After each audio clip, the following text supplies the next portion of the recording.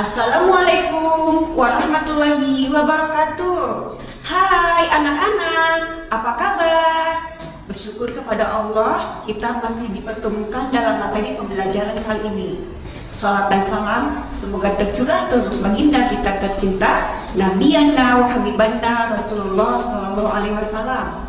Tetap semangat ya, dan jangan pernah bosan untuk belajar.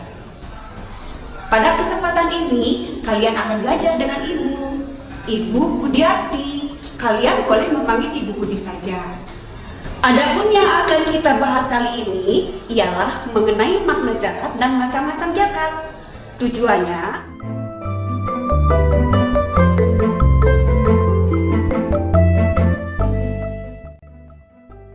baiklah, sebelum materi pembelajaran kali ini kita mulai, kita berdoa sama-sama dulu yuk. Doa sebelum belajar. Bismillahirrahmanirrahim. Rabbi zidni ilma warzuqni fahma. Amin.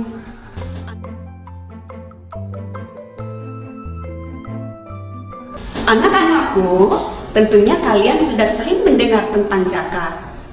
Bahkan kalian sudah sangat mengenalnya. Iya, tentu, karena zakat merupakan rukun Islam, yaitu rukun Islam yang ketiga. Sesuai dengan firman Allah di dalam Al-Quran, surat Al-Baqarah ayat ke-43. Yuk kita baca sama-sama. A'udzu billahi minasyaitonir rajim. Bismillahirrahmanirrahim. Wa aqimus salata wa atuz zakah warqa'u ma'ar raki'in. Sadaqallahul azim. Aku berlindung kepada Allah dari godaan setan yang terkutuk dengan menyebut nama Allah yang Maha Pengasih lagi Maha Penyayang. Dan dirikanlah salat, bayarlah zakat, dan rukulah beserta orang-orang yang ruku. Maha benar Allah dengan segala firman-Nya. Zakat menurut bahasa berarti membersihkan, sedangkan menurut istilah berarti mengeluarkan sebagian dari harta tertentu yang sudah mencapai nisab. Jadi, sebagian harta tertentu yang wajib dikeluarkan oleh umat Islam untuk diberikan kepada orang-orang yang berhak.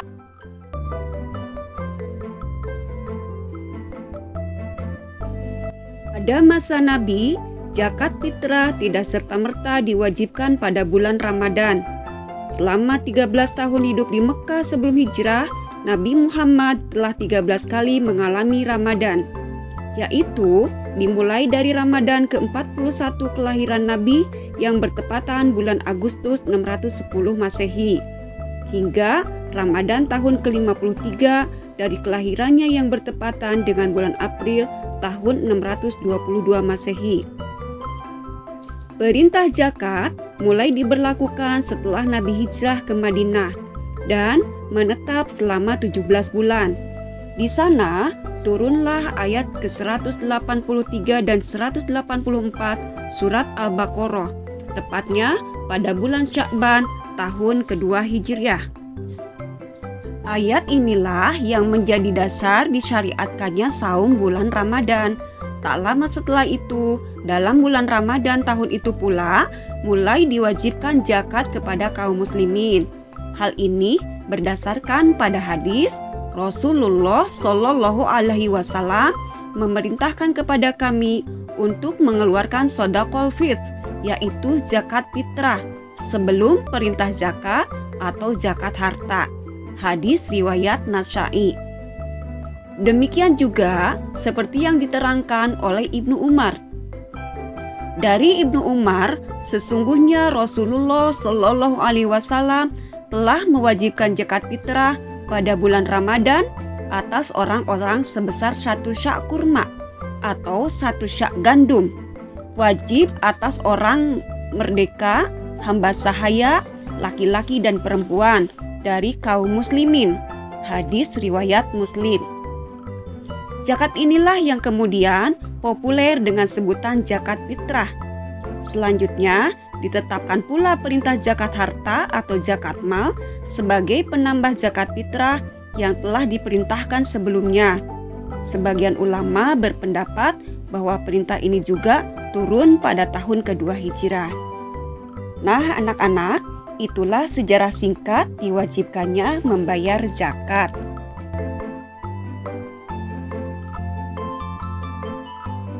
Adapun macam-macam zakat, yaitu satu zakat fitrah, yang kedua zakat mal. Zakat fitrah yaitu zakat yang wajib dikeluarkan oleh orang muslim menjelang Idul Fitri pada bulan Ramadan. Besar zakat ini setara dengan 2,5 kg beras atau 3,5 liter beras per jiwa yang diberikan kepada lembaga-lembaga penyalur zakat atau kepada orang-orang yang berhak dan membutuhkannya.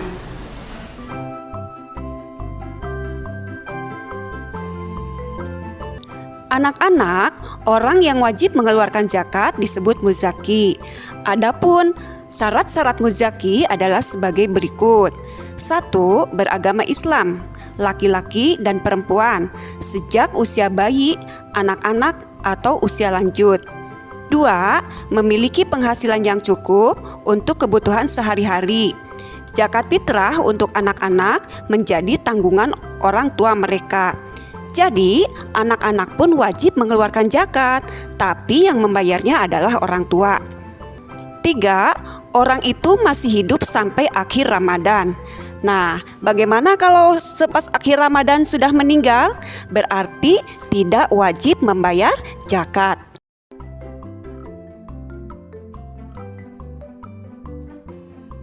Anak-anak, kalian pun harus tahu waktu untuk membayar zakat fitrah. Karena membayar zakat fitrah ini tidak ada setiap bulan, jadi hanya ada pada bulan Ramadan saja. Adapun waktu yang boleh untuk membayar zakat fitrah bagi kaum muslimin adalah sebagai berikut. 1. Waktu jawaz atau waktu yang boleh, yaitu pada awal Ramadan sampai dengan akhir Ramadan. 2. Waktu yang wajib, yaitu dari terbenam matahari akhir bulan Ramadan sampai menjelang sholat sunat Idul Fitri.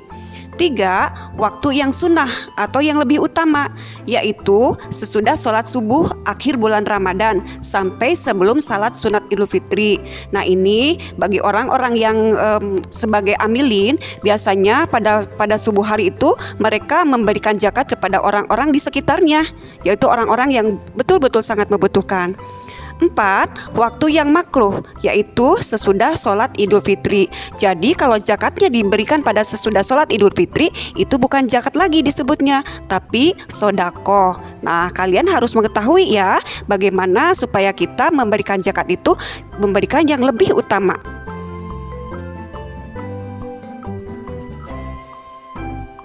Zakat mal atau zakat harta, yaitu zakat yang dikeluarkan oleh orang muslim yang mencakup hasil perniagaan, pertanian, pertambangan, hasil laut, hasil ternak, hasil temuan emas dan perak. Bagaimana dengan barang temuan? Barang temuan tidak mensyaratkan baik haul lama menyimpannya maupun nisab atau jumlah minimal untuk kewajiban zakat. Sementara kadar zakatnya adalah sebesar 20% dari jumlah harta yang ditemukan.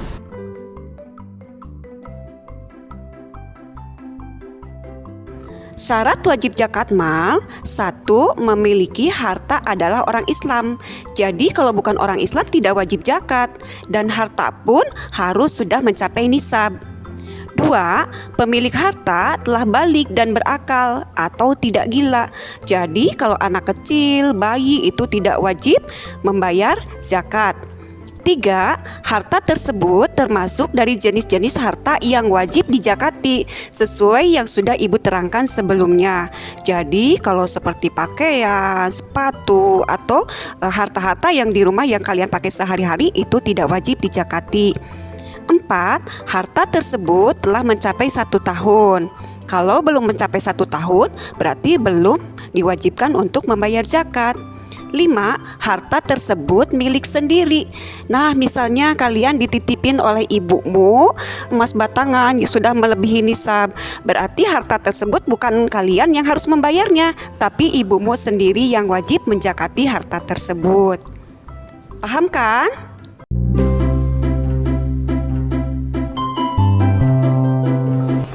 Masing-masing jenis harta memiliki perhitungan sendiri-sendiri. Untuk hewan ternak seperti sapi, kuda, kerbau memiliki nisab 30 ekor. Artinya, setiap orang yang memiliki sapi, kerbau, kuda yang sudah memiliki 30 ekor dan selama 1 tahun, mereka wajib mengeluarkan zakat. Untuk harta emas, jika sudah mencapai 20 dinar atau sekitar 85 gram atau 200 dirham setara dengan 672 gram perak, dalam setahun dikenakan wajib pajak sebesar 2,5% dari total harta yang dimiliki.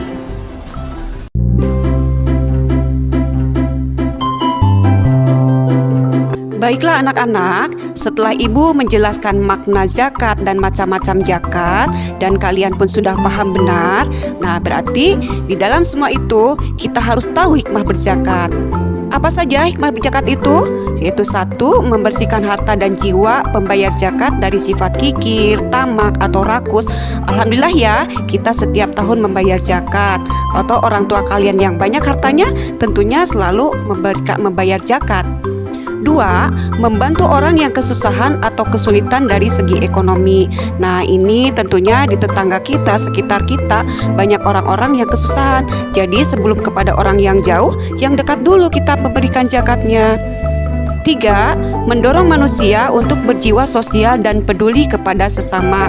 Nah, di sini juga kita harus berpikir kalau kita seperti itu, kita kekurangan, pasti ada orang lain yang menolong kita karena kita selalu menolong orang lain, tentunya dengan membayar zakat. 4. Mendorong manusia untuk bersikap jujur dan bertanggung jawab atas harta yang dimilikinya. Kita kan tahu ya, harta itu pemberian dari Allah. Jadi kalau pemberian dari Allah, kita harus selalu bersyukur, membagi kepada orang-orang yang membutuhkan, yaitu dengan membayar zakat. 5. Mengingatkan manusia bahwa harta dan kekayaan hanyalah titipan dari Allah Subhanahu wa Ta'ala.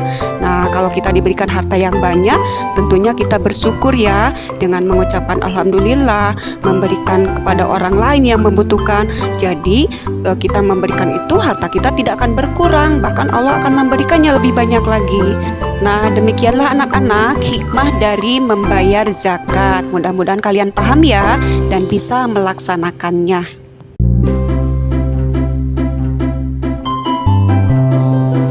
Baiklah, terakhir ibu kasih tugas menghafalkan makna zakat dan macam-macam zakat ya, supaya kalian lebih memahami lagi.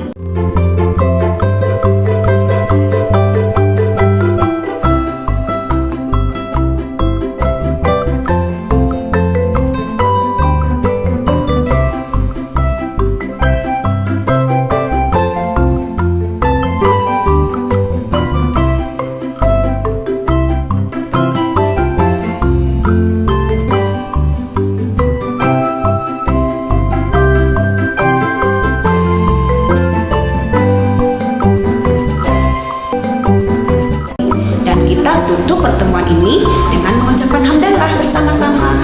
Alhamdulillahirabbil alamin. Assalamualaikum warahmatullahi wabarakatuh.